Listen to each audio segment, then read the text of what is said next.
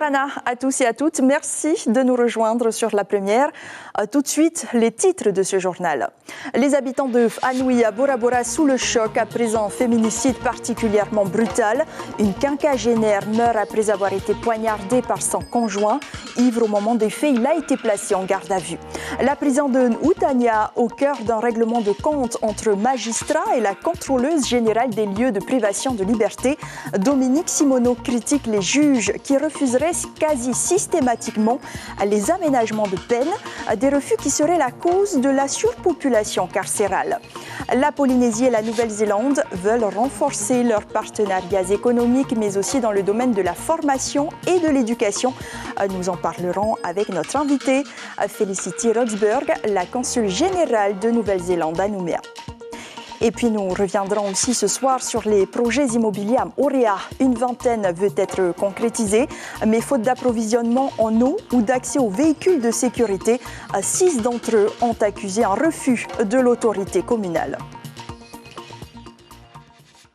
Nous ouvrons cette édition avec un féminicide particulièrement violent. Une femme de 52 ans a été poignardée hier par son compagnon à Bora Bora. Elle décédera quelques heures plus tard. On ne souhaite pas à toutes les femmes d'être battues comme ça, confie sa fille. Une victime de plus qui vient grossir les chiffres déjà très alarmants des féminicides en Polynésie. Sibel Plichard, Hayata Buluk, Sandroli et Tamatia Terorotua. L'hélicoptère Dauphin a atterri au fond de la baie de Pauvaille vers 22h. Mais l'évacuation sanitaire d'urgence n'a pas pu sauver cette mère de famille. À 52 ans, elle succombe à une agression par arme blanche de son compagnon de 49 ans, en état d'ivresse selon les premiers témoignages. Les faits se sont déroulés à Anouilh dans le quartier Vairupe. Ces 6 enfants issus d'un premier lit sont bouleversés. La colère, elle est là.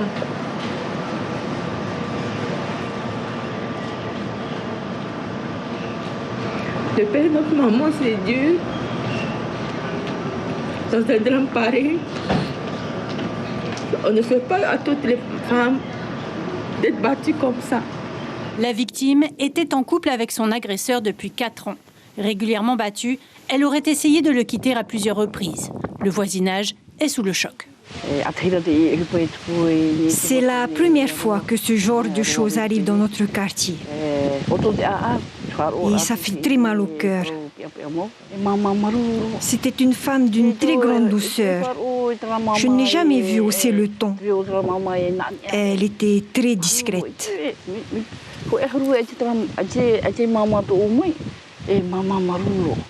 Une autopsie permettra d'étoffer l'enquête des autorités judiciaires.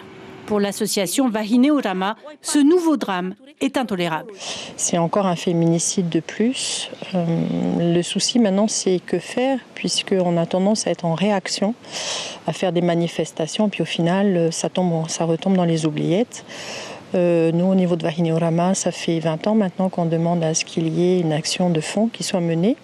Beaucoup d'efforts ont été portés par la justice, par la police, mais à notre sens, on a l'impression que ces dernières années, notamment au niveau des municipaux, il y a peut-être des situations qui sont banalisées. Un féminicide de plus qui augmente encore les mauvais chiffres de l'outre-mer. En 2021, 10 femmes ont été tuées par leur conjoint ou ex-conjoint dans les territoires ultramarins. La Polynésie qui détient aussi un triste record national en termes de féminicide. En 2021, 3 femmes sont mortes sous les coups de leur conjoint. Elles figurent donc à la 2e place des territoires de la République avec le ratio de faits le plus important par habitant. La politique de l'application des peines à Papeete serait-elle responsable de la surpopulation carcérale à N'Outania? La contrôleuse générale des lieux de privation de liberté s'interroge. Avec un taux d'occupation de près de 135%, la population carcérale de N'Outania est bien supérieure à la moyenne nationale. Après avoir fait part de ses constats au garde des Sceaux, Dominique Simoneau est accusé d'outrepasser ses fonctions par l'USM, l'Union syndicale des magistrats, une attaque inédite depuis la création de l'institution. Caroline Fary, Nicolas Suire. Un empiètement non acceptable dans la sphère de l'acte juridictionnel. L'Union syndicale des magistrats s'insurge suite au rapport de la contrôleure générale des lieux de privation de liberté qui pointe des dysfonctionnements et des atteintes graves aux droits fondamentaux des personnes détenues en Polynésie. Pour l'USM, Dominique Simoneau n'est pas dans son rôle. Elle est chargée de contrôler les conditions de prise en charge, de transfèrement des personnes privées de liberté. Je cite la loi. Donc on voit bien que le CGLPL n'est pas en charge d'apprécier ou de contrôler l'activité, l'organisation des tribunaux ou la jurisprudence des tribunaux. Les conditions de détention sur le territoire national et encore plus dans nos outre-mer ne sont pas satisfaisantes. Il faut le dire clairement, c'est pas entendable. Après, ce qui n'est pas entendable non plus, c'est de dire que les magistrats sont les principaux responsables, les principaux pourvoyeurs de cet état de fait. La contrôleure générale évoque bien une politique pénale illisible et rend certains magistrats responsables de la surpopulation carcérale à Noutania. Le phénomène n'est pas un mythe. L'État a déjà été condamné plus de 500 fois pour atteinte à la dignité des détenus. L'avocat Maître Millet va dans son sens et évoque une politique pénale plus sévère que dans l'Hexagone. Il y a déjà 2,3 fois plus de places de prison en Polynésie française qu'en France. Donc ça donne déjà le ton.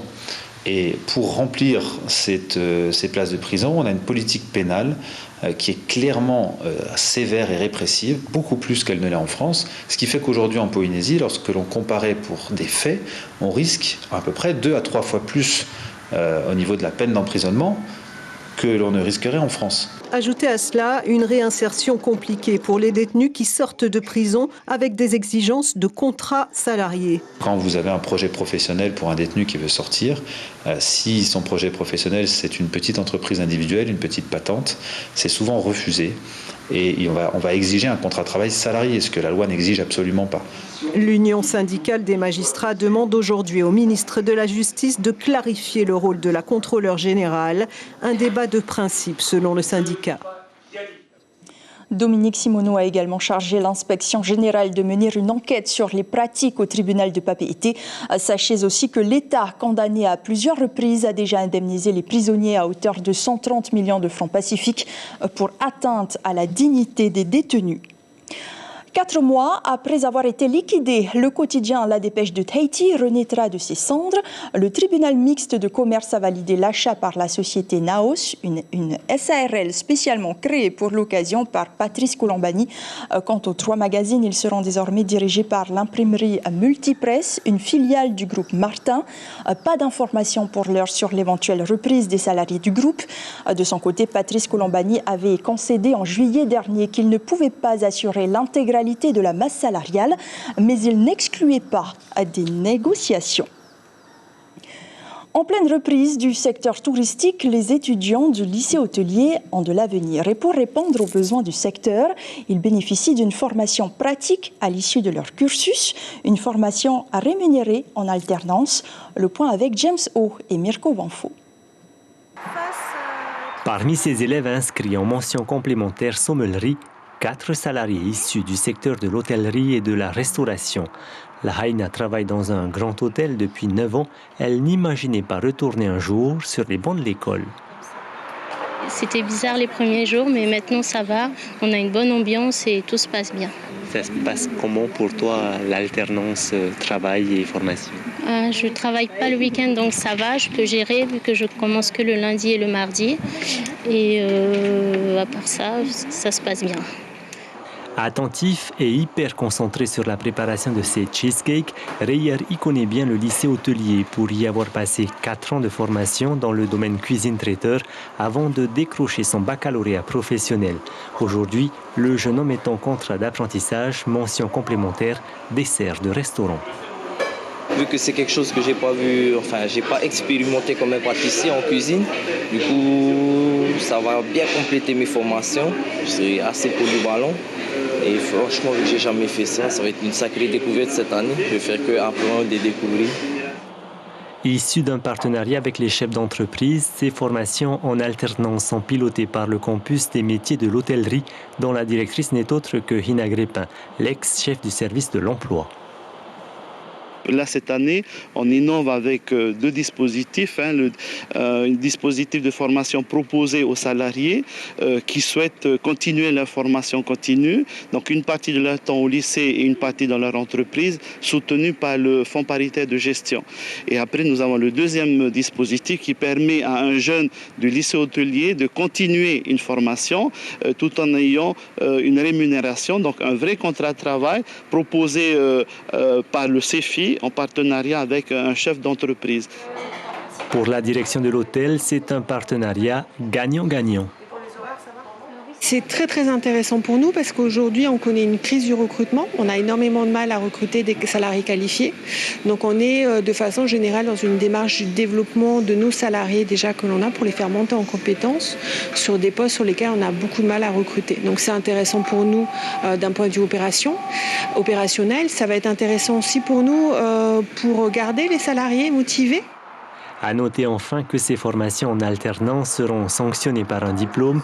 Les 4 salariés et les 4 apprentis seront convoqués aux épreuves de leur mention complémentaire au mois de mai-juin 2023. Oui.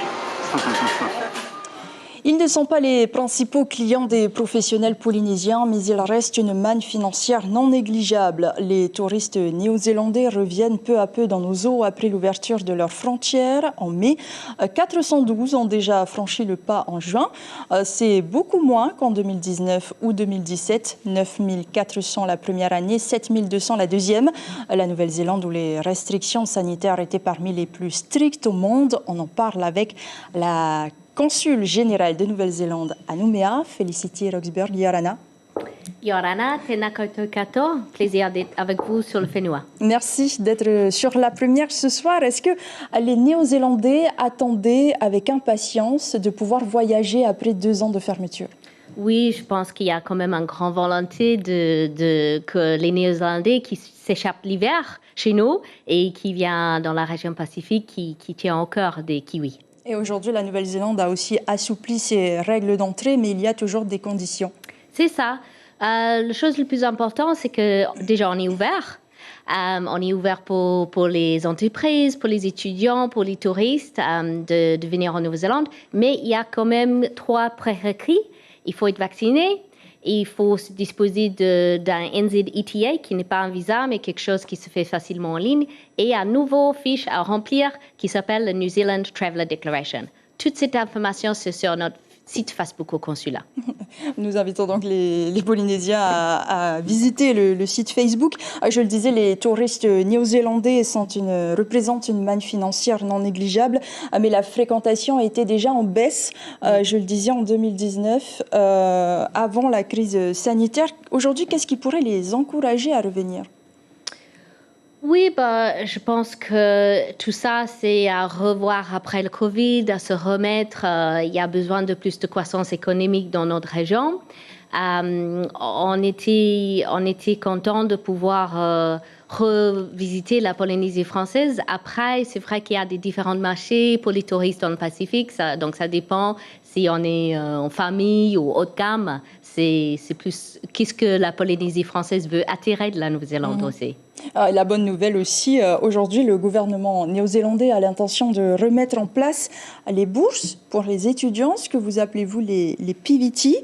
Un vœu du gouvernement polynésien aussi, est-ce que cela va se mettre en place rapidement? Oui, en fait, là, il y a 2 choses. Déjà, il y a les bourses, ce qu'on appelle les Manaki Scholarships. Manaki, ça veut dire en langue maori accueillir. Ça, c'est des bourses pour aller étudier en Nouvelle-Zélande et on va bientôt relancer ce programme. Après les PVT, c'est les permis de vacances de travail. Ça, c'est pour les jeunes jusqu'à 30 ans d'aller visiter la Nouvelle-Zélande, de voyager, de travailler, de ramasser des kiwis, de travailler dans les bars et tout ça. Et ça, avant, le programme, c'était limité à 200 places, mais cette année, c'est sans limite. Donc, si on dépose d'un passeport français, on peut aller en Nouvelle-Zélande, avoir ce visa pour voyager et travailler une année. Et donc, à partir de quand est-ce que les Polynésiens pourront prétendre à ces bourses? C'est déjà en place? Oui, les PVT, c'est déjà en place. Les bourses, on va bientôt lancer sur notre site Facebook. Et là, ça concernera tous les étudiants, quel que soit leur cursus scolaire? C'est ça. Normalement, c'est sur une année. Donc, c'est pour les étudiants de voir ce qui est le plus dans leur intérêt d'étudier chez nous. Les échanges commerciaux entre la Nouvelle-Zélande et la Polynésie placent le territoire en deuxième position derrière Fidji. Les importations qui représentent tout de même 12 milliards par an ces 3 dernières années. En revanche, dans l'autre sens, les échanges sont quasi nuls. Les produits polynésiens ne vous intéressent pas? Non, pas du tout. En fait, déjà pour dire que c'est un marché important ici, comme vous avez signalé, notre deuxième plus grand marché. Nous sommes un pays d'exportateurs, vous dépendez sur les imports et nous sommes de la famille. Donc, quelque part, c'est peut-être logique que le commerce soit comme ça.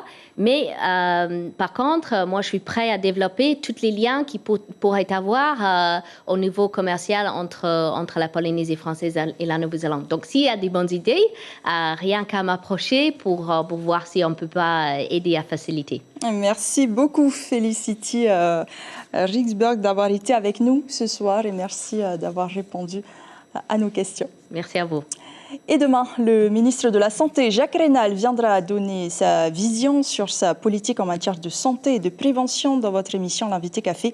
Elle a été très critiquée par la Chambre territoriale des comptes. Dans un rapport dévoilé par Radio 1, la CTC dénonce une politique sociale qui laisse la population dans un état sanitaire inquiétant et les comptes sociaux au bord de l'asphyxie. Escala Auréa, maintenant, l'île séduit les investisseurs. Pas moins d'une vingtaine de projets immobiliers ou touristiques qui sont proposés. Mais Eimeho doit encore se développer pour pouvoir les accueillir. Manque d'eau ou routes inaccessibles. 6 projets ont déjà été rejetés. Caroline Farijak d'Amour. Sur ce terrain situé à Popo, le projet Faraté apporté par un groupement calédonien prévoit 36 lots, dont 25% de logements intermédiaires.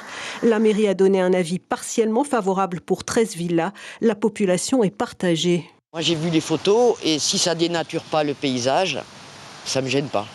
Ce qui va me gêner, c'est le temps des travaux. Ça va être long. Ouais, on vous a dit à peu près combien? Au moins 2 ans. Pourquoi faire cette résidence ici? Il y en a trop de choses là, ça suffit, il faut arrêter. Vous avez peur de quoi exactement? Déjà on est assez peuplé comme ça et il y a trop de projets là qui vont se faire. D'autres projets sont en cours d'examen, comme celui du groupe City à Tiaya, une centaine de villas et de places de parking, un espace restauration. Mais pour la municipalité, le problème d'alimentation en eau reste majeur. Cette île, elle est très convoitée. Donc pourquoi pas, mais il faut que ces installations soient bien servies, aussi bien en eau, comme je vous avais dit, pour que la population aussi ne soit pas privée de cette eau-là. Et la commune est en train de tout mettre en œuvre pour rechercher des nouveaux endroits en fait, où on puisse puiser l'eau et ainsi donner à la population. Vous avez les moyens de faire ça ? En tout cas, on a commencé, on a des moyens, il y a des moyens qui ont été mis en œuvre, financiers et techniques. Le promoteur du projet Tiaya le présentera une nouvelle fois aux élus après d'autres études, mais le problème de l'eau devra quoi qu'il en soit être résolu pour la population de Moorea. Que ce soit pour notre projet, celui du Golfe ou les autres projets voisins, il va falloir véritablement trouver une solution pour l'eau potable, de manière à ce que la population existante déjà, avec un réseau qui n'est pas tout à fait aux normes, soit mis déjà aux normes. Et puis demain, ces mêmes familles vont grandir, donc ils auront besoin davantage d'eau. Au final, c'est le gouvernement qui validera les nombreux projets en cours. Le pays manque cruellement de logements. L'objectif est de développer 15 000 habitations sur les 10 prochaines années. Simplicio Lisson explique son refus sur le projet Ocean Park pour le premier magistrat de la commune. Les 406 appartements de luxe proposés par le groupe City sont totalement opposés à sa vision d'aménagement. On l'écoute, il répond à Julian Favnek. Nous avions défini dans ce cadre-là des orientations d'aménagement et de programmation sur toute la surface de la commune, et notamment sur la bande littorale entre la RT1 et bien sûr nos rivages. On a été très loin dans nos travaux de la municipalité, nous avions réfléchi sur un aménagement qui correspondait à notre vision des choses, c'est-à-dire de permettre la construction sur ce site-là, un site balnéaire, accessible surtout avec tout le monde, avec un accès à la mer aménagé, bien sûr un front d'urbanisation qui permettait de construire en hauteur donc le bord de la RT1 et en interface entre cet équipement et la bande littorale, bien sûr, de l'hébergement, bien sûr, style condominium pour des touristes, mais aussi, pourquoi pas, de l'hébergement. Donc, vous voyez bien qu'il y a une cohérence, quand vous voulez, sur cette zone-là, qui permet à tout un chacun de s'y retrouver. Ce qui est complètement différent par rapport à ce qu'on nous propose, ce sont des barreaux et tout occupé, à 50% pratiquement du terrain, par du béton. L'information principale de ce journal, à Bora Bora, une femme de 52 ans meurt après avoir été poignardée par son mari. Ivre au moment des faits, il a été placé en garde à vue. Polynésie la première vous propose dès ce soir le premier jeu télévisé sur le Ori Tahiti. Ahura Mai s'adresse aux novices et aux professionnels. À l'image de The Voice, l'émission suit des équipes, des coachs, mais surtout à la créativité, l'évolution et la sensibilité des candidats. Elle démarre ce soir donc sur votre antenne. Voici un extrait.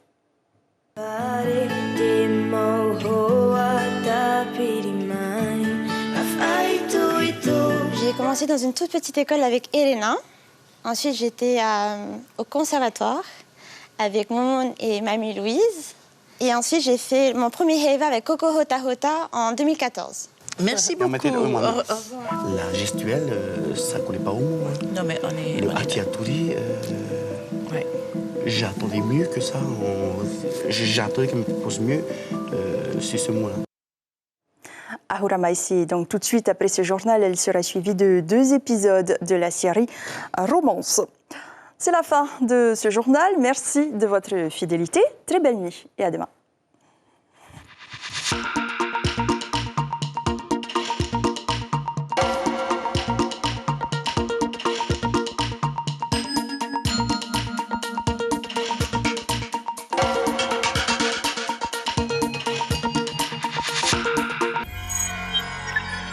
Retrouvez ce programme en replay sur notre site internet.